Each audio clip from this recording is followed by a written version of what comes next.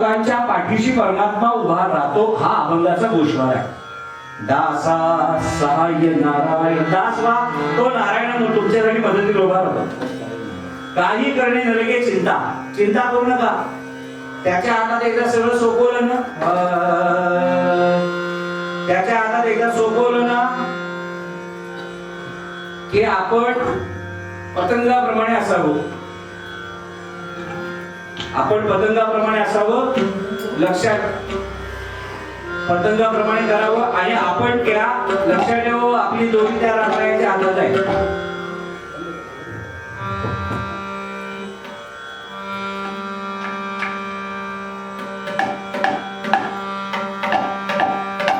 काही जण म्हटले आधीच लावायला काय बिघडलं. काच म्हणजे काय या वातावरण जे असतं त्या वातावरणाचा परिणाम. कारण ही सगळी कातळ्यापासून बनलेली असतात जनावरांच्या.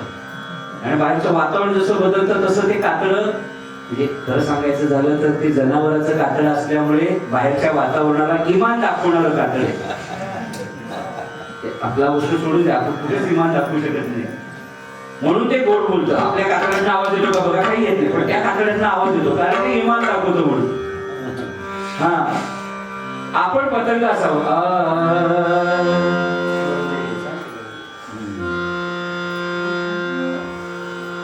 आपण त्याच्यासाठी पतंगाप्रमाणे असावं. आणि पतंगाला माहित असतं आपण कितीही वरती उडलो तरी दोरी मात्र त्याच्या हातात आहे. आणि कधी हापसायचं कधी ढील द्यायची. ढील दिल्यावरती समजून नये आपल्याला ढील मिळाली. वेळ प्रसंगी ओढाले मागे पुढे बघणार नाही. आणि त्या याच्यात पतंगाने म्हणायचं नसतं मी छान उडतोय. अशा अवस्थेमध्ये मध्ये काटलाही जाऊ शकतो. म्हणून या जगद्गुरु लोकांचा एक गोड अभंग आहे बाबा रे. मी पतंग तुझ्या हाती या भागामध्ये इचलकरंजीचे बाबूराव गोरे होते तवलजी. ते हा अभंग फार गोड म्हणायचे. मी पतंग तुझ्या हाती धागा मी पतंग तुझ्या हाती धागा मी पतंग तुझ्या हाती धागा. पांडुरंगा पांडुरंगा पांडुरंगा पांडुरंगा पांडुरंगा मी पतंग तुझ्या हाती धागा मी पतंग तुझ्या हाती धागा.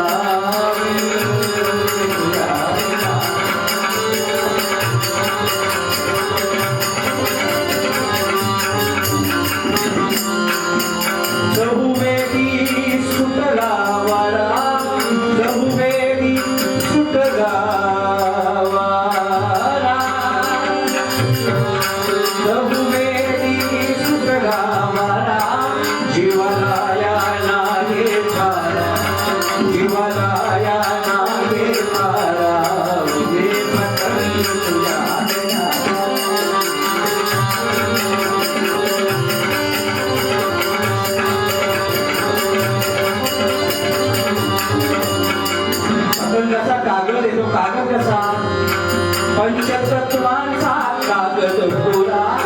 पंचतत्वांचा तत्वांचा तत्वांचा पंचतत्वांचा कागद पुरा. आता जर मांजा लावला. मांजा हा शब्द काय गोड आहे बघा. देवाला म्हणायचं आपको मांजा आपको मांजा आपको मांजा. तो म्हणतो मैं मान जाता हूं पर आप तू मेरी बात मान जा मेरी बात मान जा. मग त्याची बात कोणती मांजा तुकोबारा सांगतात. पंचतत्वांचा कागद पुरा त्याला सोहम शब्दाचा दोरा त्याला सोहम शब्दाचा दोरा. पांडुरंगा पांडुरंगा पांडुरंगा पांडुरंगा मी पतंग तुझ्या हाती धागा मी पतंग तुझ्या हाती धागा मी पतंग तुझ्या हाती धागा तुझ्या हाती धागा तुझ्या हाती धागा. तुकाराम महाराज की जय. मी तुझ्या हाती धागा आहे आणि त्या देवाने माझ्यात अखंडित कृपा करावी. आजपर्यंत आपल्या सगळ्यांवर त्यांनी कृपा अखंडित ठेवली. म्हणून त्याचं वाक्य अनन्या शिंदे माम ये जना परिपासते तेषां नित्यानि युक्तानां योगक्षेमं वहाम्यहम्. अगदी बरोबर. हे LICचं वाक्य नाही पण योगक्षेम वामदेव भगवंताचा ऍश्युरन्स आहे हा की जो मज होई अनन्य शरण तयाच हे मी निवारण जन्म मरण. येथे एकच निराकरले जे सर्व भावे मजे भजले. भगवंताचं भजन जो करतो, भगवंताचं नाम जो करतो, परमात्मा त्याच्यासाठी उभा राहतो. कुठे? पाठीशी नव्हे, पुढे. अर्जुनाच्या रथाचं सारथ्य केलं भगवंतानी. कशासाठी? मला घोडे कसे चालवतात वगैरे दाखवण्यासाठी नव्हे, तर माझ्या भक्तासाठी मी काहीही करायला तयार होतो. काहीही. तिथे मी बघत नाही मी काय काम करतोय, कसं काय करतोय. माझी गरज भक्तासाठी आहे ना, तो माझ्यासाठी आहे ना, मी त्याच्यासाठी पूर्णपणे ठरलेला आहे. म्हणून परमात्मा श्रोतेव लक्षात ठेवा, परमात्मा पुढे उभा असतो आणि आपले सद्गुरू मागे उभे असतात आपल्या. म्हणून ते म्हणू शकतात, भिवू नकोस, मी तुझ्या पाठीशी आहे. माग गुरुकृपा, पुढे ईश कृपा आणि मध्ये असते ती आत्मकृपा. जीव याच्यामध्ये अडकलेला असतो. ईश कृपा, गुरुकृपा आणि मध्ये आत्मकृपा. आत्मप्रचिती, गुरुप्रचिती, ईश प्रचिती, आत्मप्रचिती. या प्रचितीवरती जीव पुढे जात असतो आणि त्या प्रचितीवरती देव परमात्मा आपल्या बरोबर येतो. म्हणून तुका म्हणे सांगतात की धरू नये मुळी शंका, नये बोल म्हणे तुका. शंका धरू नका त्याच्यावर. आजपर्यंत त्यांनी आपल्याला किती वेळा मदत केली, किती वेळा संकटातून बाहेर काढलं.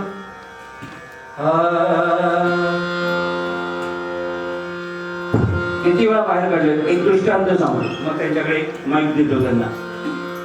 आज चुळबुळ सुरू झाली विरोधकांची.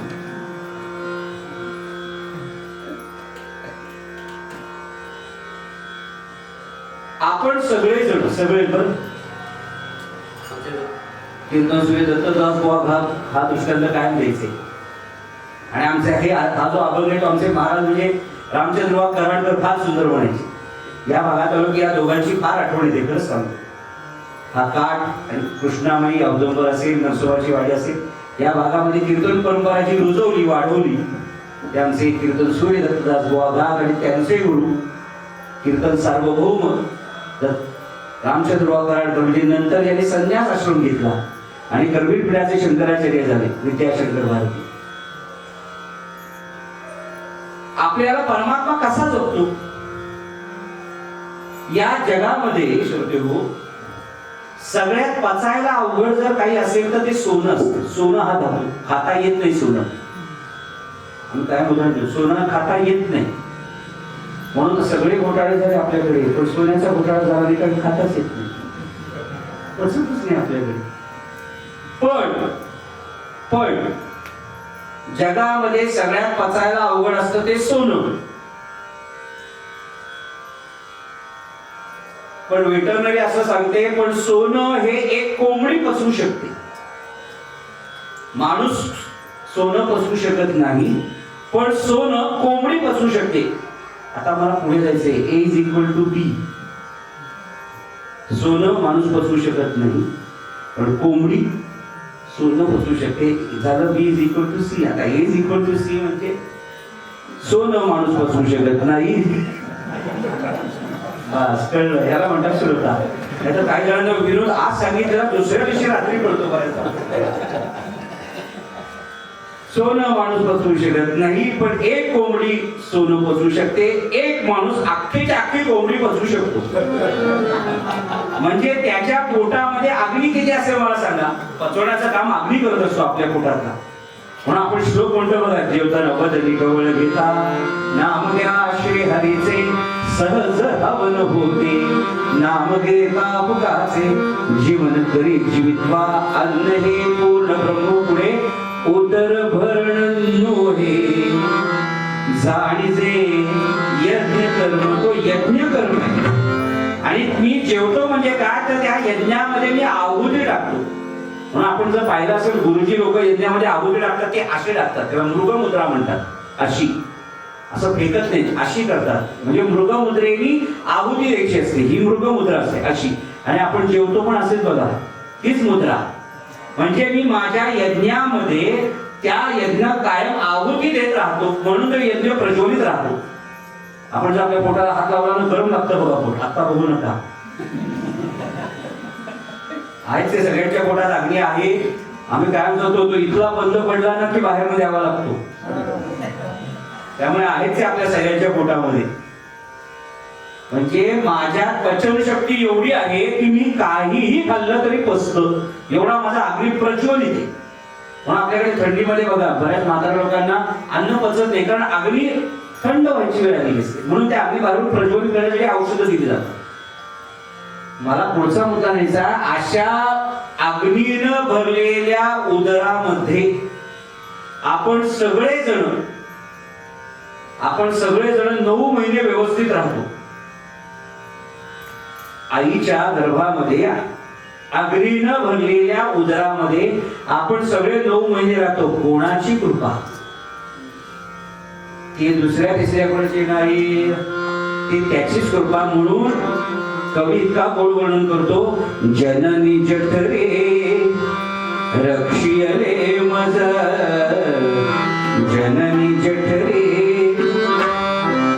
रक्षियले मज, पोसुनी पंचही प्राण रामा, पोसुनी पंचही प्राण रामा, तू माझा यजमान रामा, तू माझा यजमान रामा, तू माझा यजमान. जननी जठरे रक्षियले मज, जननी जठरे रक्षियले मज, पोसुनी पंचही प्राण रामा, पोसुनी पंचही प्राण रामा, तू माझा यजमान रामा, तू माझा यजमान, तू माझा यजमान.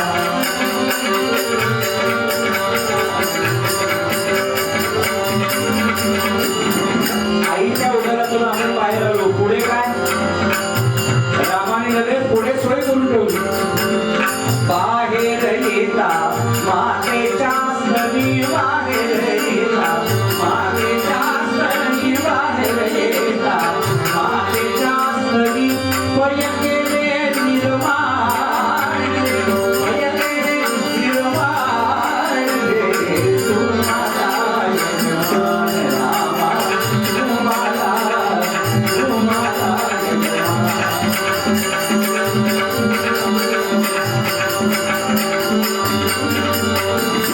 आईचे असता या पोटाची, आईचे असता या पोटाची, का करू चिंता राण, का करू चिंता राण रामा, का करू चिंता राण रामा, तू माझा यजमान रामा, तू माझा यजमान रामा, तू माझा, तू माझा,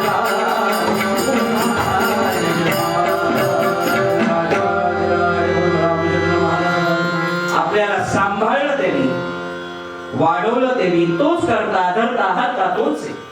म्हणून अशा देवाबद्दल शंका धरू नये. तुकोबाला सांगता, धरू नये मुळी शंका नये, बोल म्हणे तुका.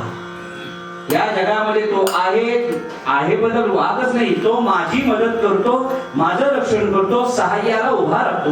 हीच तुकोबाला सांगतात. आपण त्याला शरण जा, तो आपल्या आयुष्यामध्ये कायम आपल्या पाठीशी पुढे माग सगळीकडे उभा राहतो. आणि हीच त्याची कृपा समजावी असा जगद्गुरु तुकोबारायांच्या अभंगाचा गोषवारा आहे. आमचं म्हणणं एवढंच आहे की दासा साय नारायण होय रक्षिता. पण यावर यांचं काय म्हणणं त्याचा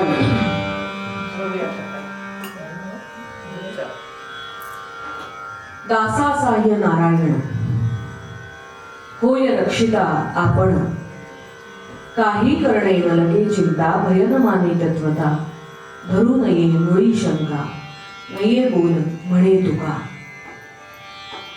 बुवांनी माझं बरंच काम हलकं केलंय, कारण आधीच सांगून रिकामे झालेत, आम्ही भांडायला उभे राहिलोय. बुवांचं बोलणं ऐकता ऐकता चुकून माझ्याकडे लक्ष गेलं असेल तर तुम्हाला कळलं असेल की यांचं कुठलंच म्हणणं मला मान्य नाही.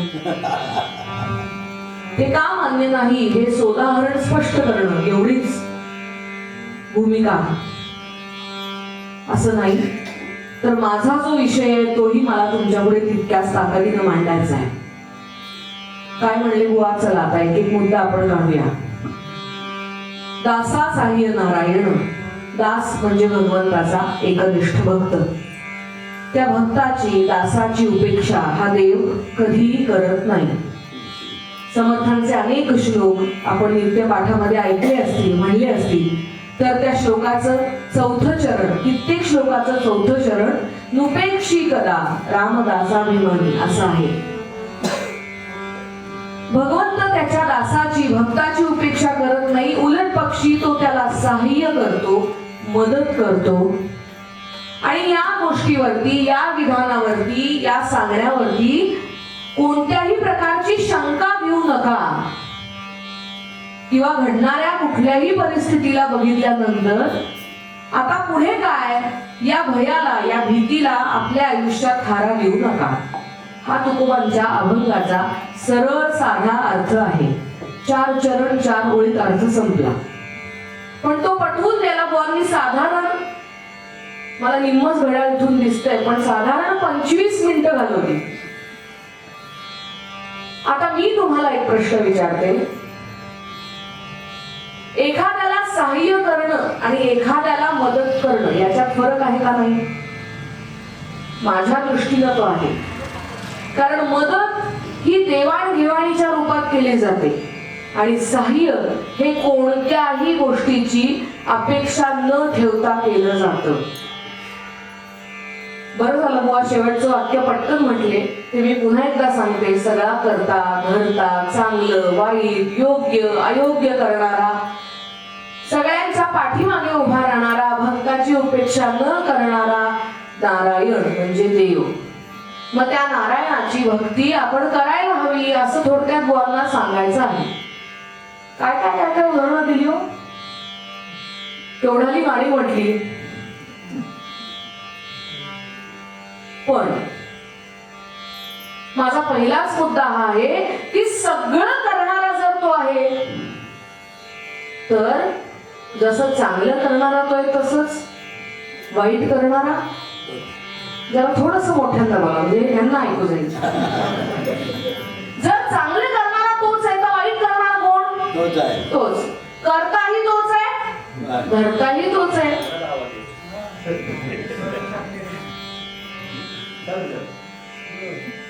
हे असंच असतं. मला नवीन नाहीये. कारण साधारण गेली किमान 1,500 प्रयोगात मी बुवांशी अनेक विषयात हेच असं म्हणत राहिले की बुवा अशीच खुसपट काढतात. नवीन नाही. काय असतं माहितीये का, विचारलेल्या शंकेला प्राप्त उत्तर नसलं ना की दुर्दैवानं तुमच्या वर्गाची हीच भूमिका असते. नाही तर ठरलेलं उत्तर बघू. मुद्दा फक्त एवढाच आहे, लक्षात घ्या की बुवांनी जे जे काही सगळे मुद्दे मांडले ती नाण्याची एकच बाजू आहे आणि ती आजच्या भाषेत बोलायचं झालं तर पॉझिटिव्ह आहे, सकारात्मक आहे, भगवंताचं चांगलं सांगणारं आहे. आपण मराठीत शिकत असताना शाळेत एक म्हण शिकलो होतो, झाकली मूठ सव्वा लाखाची. सगळं काही उघडं करू नये, सगळं काही उघडं करू नये याचा अंतर्भूत अर्थ असा आहे की जे चांगलं आहे तेच सांगावं, वाईट आहे ते सांगू नये. आणि वाईट आहे तेच सांगायला मी आज उभी राहिली आहे, फक्त चांगल्या पद्धतीने. सगळी मदत करणारा देव आहे, सगळं सहाय्य करणारा देव आहे असं जे काही बुवा म्हणतायत त्या वाक्यात मी एक चूक सुधारते. तो सहाय्य करत नाही, तो मदत करतो. कारण भगवंताकडे काहीतरी मागणं मागायला गेलं, त्याला आपली अडचण सांगायला गेलं ना की तो आपल्याला जे काही देतो, अहो तो देव आहे, ज्याचं नावच देव आहे. तो काहीही न घेता काहीतरी देईल का? तो म्हणतच येतो पहिले कुछ देव, काहीतरी दे आधी. आणि ते काहीतरी म्हणजे साधन नसतं. सगळं आयुष्य त्याच्या करता त्याच्या पायी व्हावं लागतं, तेव्हा त्या भगवंताची कृपा आपल्यावर होते. साधं सोपं गणित नाही हो. माऊलीचं वाक्य आहे, बहुत सुकृताची जोडी म्हणून ही विठ्ठली आवडी. बाजारात एखादा पदार्थ आणायला गेलो, एखादं धान्य आणायला गेलो तरी 4 दुकानं ढुंढाळावी लागतात. इथे भगवंताची कृपा मागायची यांच्या म्हणण्याप्रमाणे आणि निशंक होऊन. अहो एवढा साधा सरळ सोपा वाटला का यांचा देव? स्पष्टच सांगते नाहीये. जेवढा सोजवळ दिसतो, जेवढा सात्विक दिसतो, जेवढा साजिरा दिसतो, जेवढा देखणा दिसतो, तेवढाच त्याच्या इतका बनिया बनेल कोणी नाही या जगात. कारण त्याला जे पाहिजे तेच तो करतो, तेच समोरच्याकडनं घडवून घेतो आणि सगळं करून झाल्यावर म्हणतो तो मी नव्हेच. माझ्या बदलच नाही हो. आता तुला लगेच पुढे बोलायला लागले ना की म्हणतील यांना बोलायला काय जातंय. मी आधीच मान्य करते मी काही तुकोबांसारखी श्रेष्ठ नाही, ज्ञानोबांसारखी नाही, मी जनाई नाही. मी एक सामान्य मुलगी आहे, सामान्य स्त्री आहे. मला जे डोळ्याला दिसतं ते फक्त मी तुमच्या पुढे अत्यंत स्पष्टपणे मांडते. देव दिसतो तेवढा, वाटतो तेवढा साधा नाही, सरळ नाही, कृपाळू नाही. उलट जशास तसं उत्तर देणाराच आहे. समर्थांची ओवी आहे, जरी भाव असला माईक तरी देव होय महाठक असं म्हटले समर्थ. अर्थात समर्थही त्याचे दासच, त्यामुळे समर्थांनी जे काही लिहिलंय ना ते त्याचं कौतुक करणारच लिहिलंय. पण जनाई मात्र म्हणली नाही नाही नाही. आयुष्यभर ज्या पांडुरंगाला स्वतःचा सखा म्हटलं तो पांडुरंग वाटतो तेवढा, दिसतो तेवढा सोपा नाही हो. काय म्हणली जनाई? याच्या जन्माची परवडी माया बाबा पायी बेडी. शब्द नीट ऐका बरं, मी लिहिलेले नाही, जमिनी लिहिले. याच्या जन्माची परवडी माया बाबा पायी बेडी, माया बाबा पायी बेडी, माया बाबा पायी बेडी. याच्या जन्माची परवडी माया बाबा पायी बेडी. काय म्हणली जनाई? हा जन्माला येणार, याच्याकरता जगाने किती सहन करायचं. सगळीकडे अन्याय, अत्याचार, त्रास, कष्ट, पीडा, दुःख. अहो जन्माला येतानाही सरळ आला नाही हो. आई बाबाच्या हातापायात पिळ्या घातल्या. पहिली 6 भावंड यानं मारली. त्यानंतर जन्मासाठीचं ठिकाण ते तरी बरं शोधावं. नाही, कुठे आला जन्माला? कौसाच्या कारागृहात. पण वेळ तरी चांगली शोधावी, तेही नाही मिळलं. सगळंच यांचं उफराटं, त्यामुळे वेळही उफराटीच. रात्री 12 वाजता जन्माला आला. जरा चांगला ऋतू तरी बघायचा, तेही नाही. धो धो धो धो पाऊस पडतोय तेव्हा हे जन्माला आलं. तर आला तो आला. आल्यावर आई वडिलांना सांगितलं मला इथे ठेवू नका, इथून मला उचला, गोकुळात नंदाच्या घरी नेऊन ठेवा. तेही वसुदेवानं देवकीनंच करायचं, हा काहीच करणार नाही. त्या भर पावसात त्या वसुदेवानं त्याला टोपलीत भरलं, त्या कारागृहातनं दिवाच्या भरात बाहेर पडला आणि वसुदेवानं त्याला गोकुळात नंदाच्या घरी नेऊन ठेवलं. तिथे हा यांचा देव साधारण 11 ते 12 वर्ष राहिला. मोठा झाला.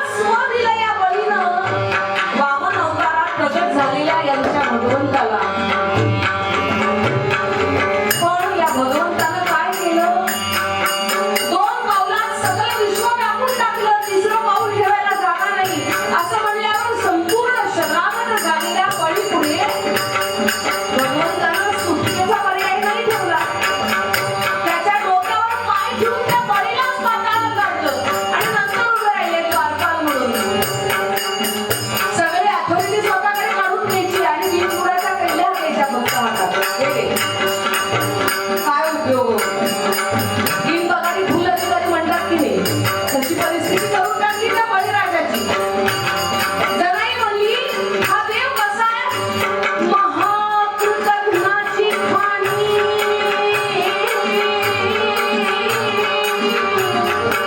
म्हणे नामयाची जनी.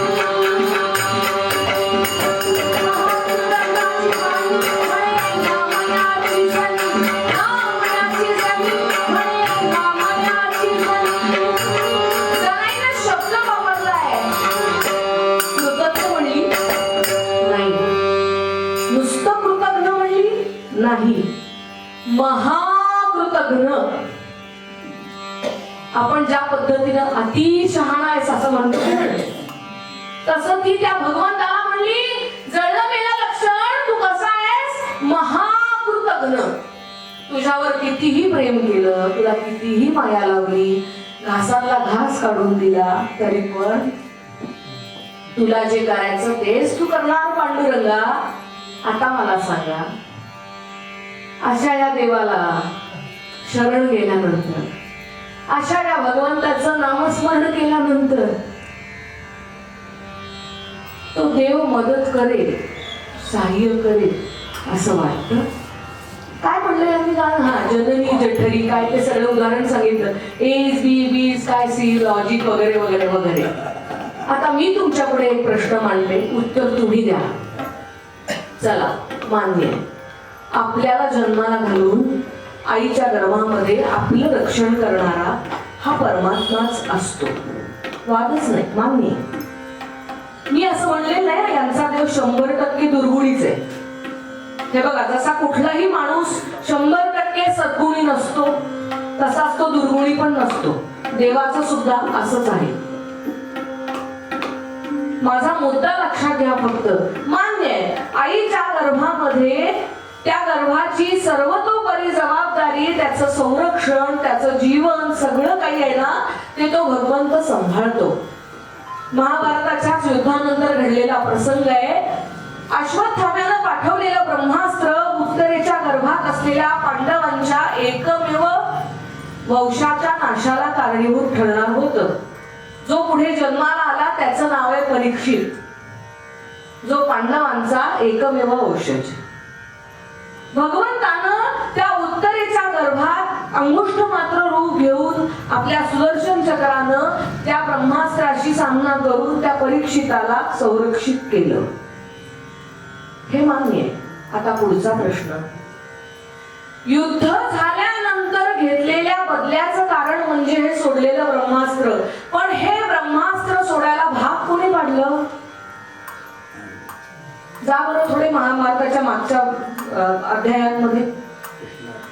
18 दिवसाचं महाभारताचं युद्ध आहे. हे युद्ध होण्याआधी पांडवांच्या पाठीमागे सावली सारखा उभा होता यांचा देव. म्हटले नाही मगाशी, ईश प्रचिती, गुरु प्रचिती आणि आत्मप्रचिती होता की मागे उभा. किंबहुना कुंतीनं आपल्या 5ही मुलांना या कृष्णाच्याच हवाली करून टाकलं होतं. बहिष्कर 5